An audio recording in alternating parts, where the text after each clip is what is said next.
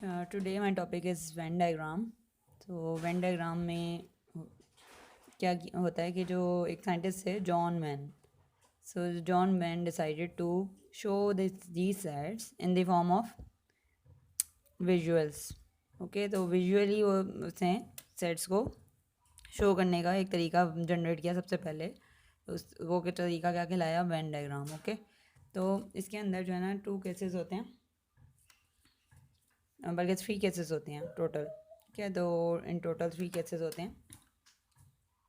एक केस होता है जब आपके बोथ साइड जो हैं ए और बी साइड्स वो क्या हों, जब डिसजॉइंट हों, disjoint sets. 3 cases of set जो है ना इसके अंदर जो आते हैं, और उन सब के ऊपर ये वेन डायग्राम अप्लाई होती है और उस पर डिस्कस की जा सकती है। ठीक है, वेन डायग्राम में होता क्या है कि जो रीजन है ना, जिस सेट की बात की जा रही हो या जिस रीजन की बात की जा रही होती है, तो वो उसको शेड कर देता था।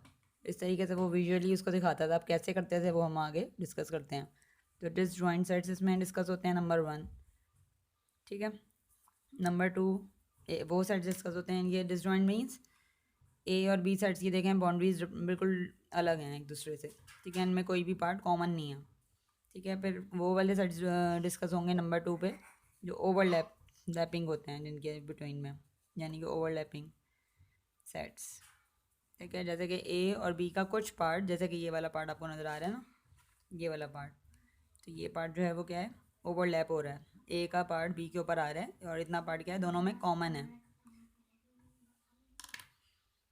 तो ये जो है वो ओवरलैपिंग सेट्स हैं। ठीक है, इसी तरह एक और सेट्स की काइंड है, तो वो जो है वो सब सेट्स हैं। ठीक है, अगर आपके पास जैसे कोई 2 सेट्स मौजूद हों, वो इस तरह की फॉर्म में होंगे, ए एक सेट दूसरे का सबसेट हो, जैसे कि here A B is a subset of ए।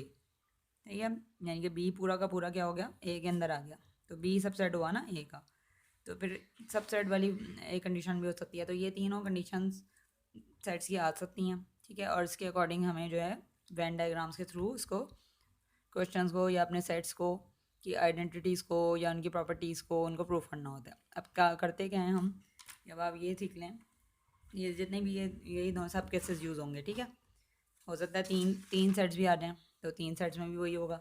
अगर एक और नया सेट आएगा तो उसमें भी ये आ जाएगा। तीनों तीनों ही सेट डिसजॉइंट होंगे और तीनों ही सेट एक दूसरे के साथ ओवरलैप हो रहे होंगे। यहाँ पे जैसे एक और सेट बना दिया, अब एक और सेट जैसे आप अंदर एक और बना लो, तो C is a subset of B और B is a subset of A हो जाएगा।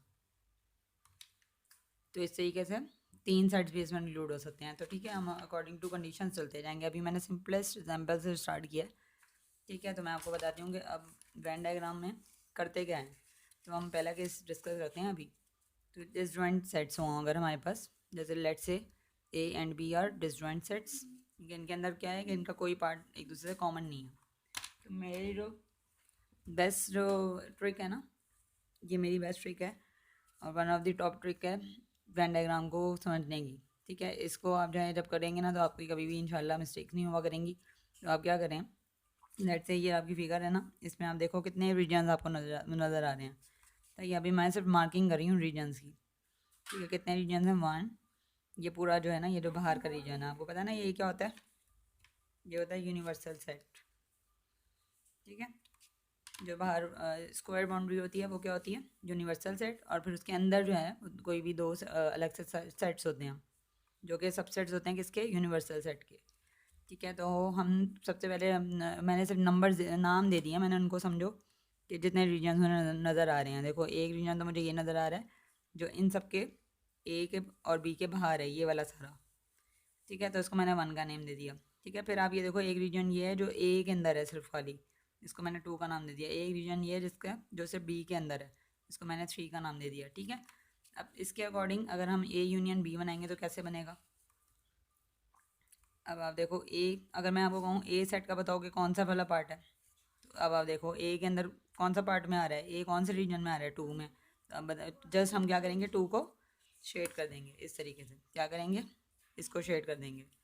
कितना सिंपल है। अभी यहाँ से हमने रीजन से पता चल गया फ़ौरन कि ये सेकंड रीजन में है। नेक्स्ट पे आ जाओ, अगर हमने बताना है कि बी कौन सा है, बी सेट कौन सा है, तो हमें कौन सा है? बी सेट का रीजन कौन सा है? 3। तो बी सेट का रीजन है 3, तो हम क्या करेंगे, जस्ट 3 वाले रीजन को शेड कर देंगे। ठीक है, और इसको नहीं करेंगे। यानी कि और किसी और रीजन को नहीं छेड़ेंगे, बस हमें पता चल गया कि बी का रीजन सिर्फ 3 है, तो इस रीजन को हम शेड कर देंगे। अगर अब हमें कहा जाए ए यूनियन बी करो, ठीक है, तो let's say A union B find करना है। ए यूनियन बी के लिए अब क्या करेंगे, आप देखो ए का रीजन कौन सा है 2, ठीक है। अब यूनियन का मतलब कि यानी कि यूनियन करना है ना, तो दोनों का कॉम्बिनेशन करना है। बी का रीजन कौन सा है 3, तो 2 और 3 रीजन करो आप यूनाइट करोगे तो इसका मतलब है 2 + 3 में आपको शेड करना है, यानी कि 2 में भी करना है शेड और 3 में भी करना है। मतलब ये हो गया, इधर भी आप शेड कर लो और इधर भी कर लो, तो ये बन गया ए यूनियन बी, ठीक है। अब नेक्स्ट आप करें, ये मैं रेस कर लेती हूँ। अब मैं आपको बता रही हूँ कि अगर ए इंटरसेक्शन बी होगा,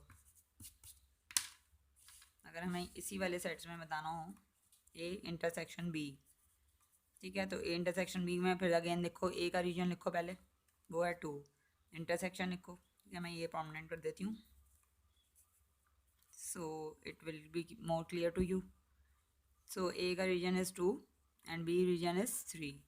सो इंटरसेक्शन मीन्स टेकिंग कॉमन। अब और सेकेंड और थर्ड रीजन में कोई चीज़ कॉमन आ रही है, कोई 2 और 3 में से कोई चीज़ कॉमन लग रही है आपको?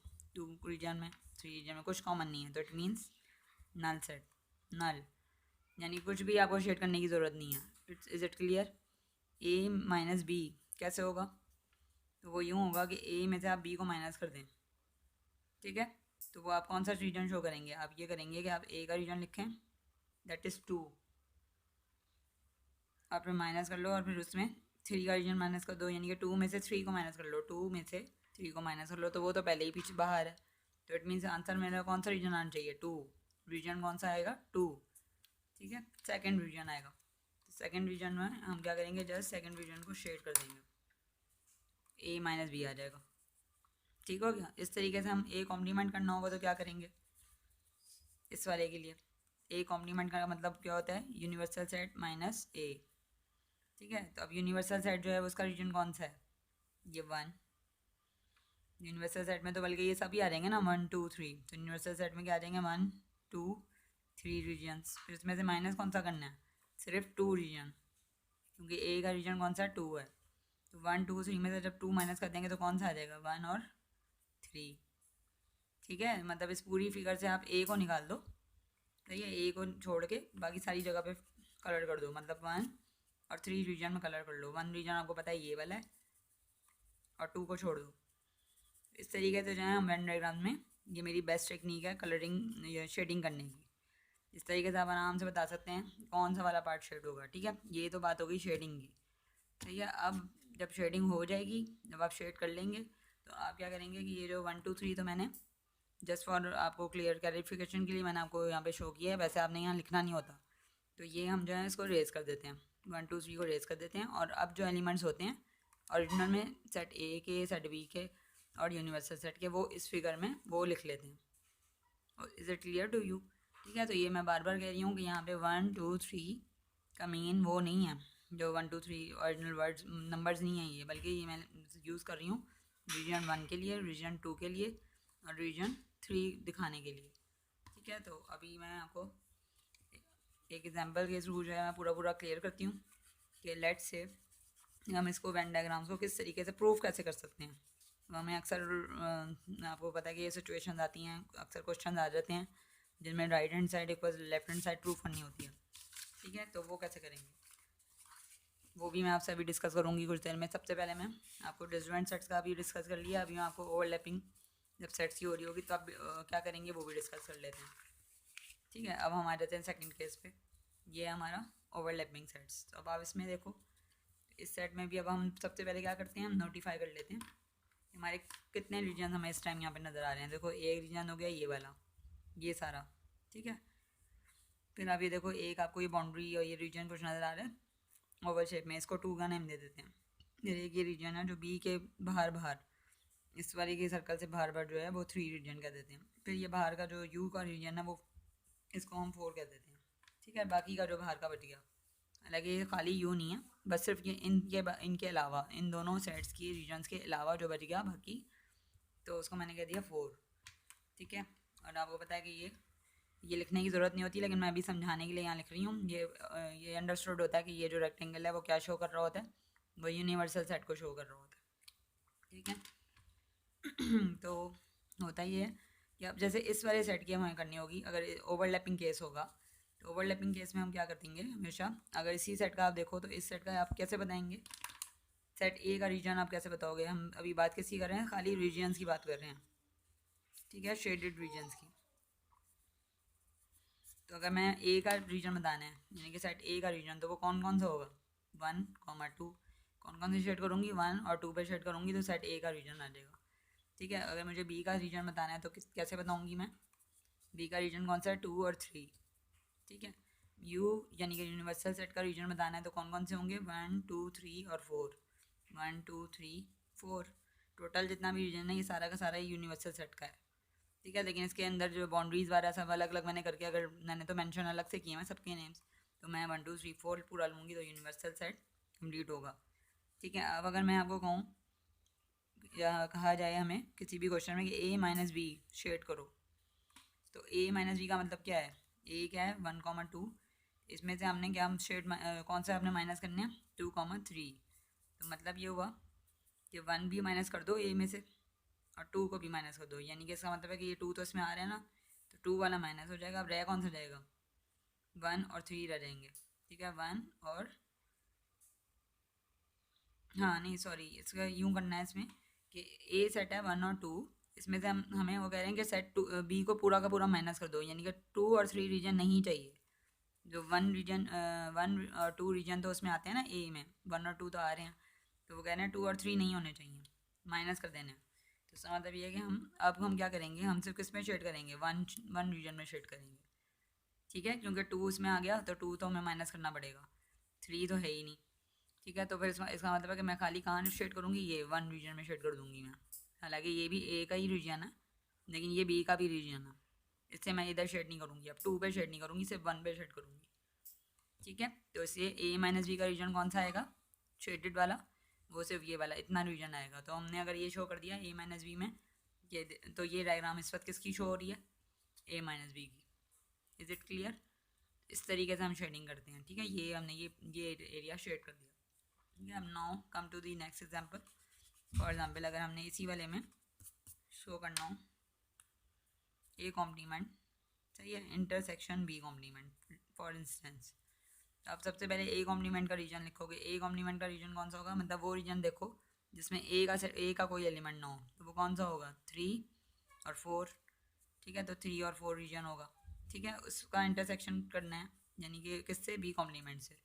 तो बी कॉम्प्लीमेंट का मतलब कि बी का रीजन नहीं होना चाहिए, बाकी कोई भी हो, तो यानी कि 1 होना चाहिए, 4, 2, 3 को निकाल दो, 1 होगा और 4 होगा, ठीक है। तो ये हो जाएगा बी कॉम्प्लीमेंट का रीजन, ठीक है। तो फिर 3, 4 और 1, 4 में से कॉमन कौन सा रीजन आया, इन दोनों में से कॉमन रीजन कौन सा आया, 4, तो हम अब शेड किसको करेंगे, जस्ट 4 रीजन को, यानी कि ये वाले बाहर वाले रीजन को मैं शेड कर दूंगी, 1, 2, 3 को शेड नहीं करूँगी मैं, उसे छोड़ देंगे और इसे छोड़ के स्किप कर दो, और बाकी सारे जो बाहर का रीजन है ये मैंने शेड कर दिया। अब ये आपकी मर्जी, आपने यूँ स्ट्रेट शेड करना है तो आप स्ट्रेट कर दो।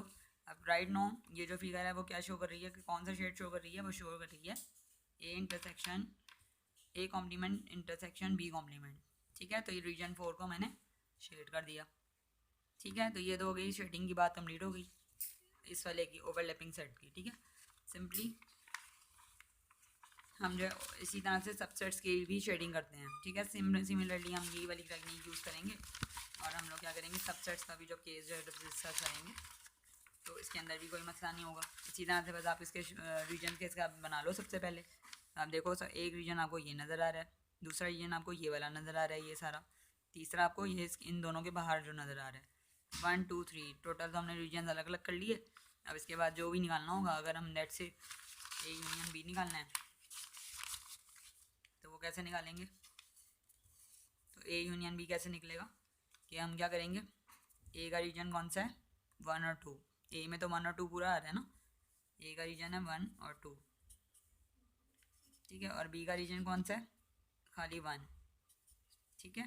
तो इट मीन्स कि ए यूनियन बी कौन से रीजन आएगा, 1 और 2 दोनों आएंगे, सही है। और अगर ए इंटरसेक्शन बी करना होता तो कौन सा करते, तब हम ये करते हैं इसी तरह से A1, 2 का इंटरसेक्शन करते हैं 1 से। तो अब कौन सा कॉमन आ रहा है, 1 रीजन यानी कि 1, ठीक है। तो हम कौन सा वाला को शेड कर देंगे, 1 रीजन को शेड कर देंगे। तो ये सब यही टेक्निक बेस्ट होती है। तो होप जब आप ये यूज़ करेंगे then you will got your best results.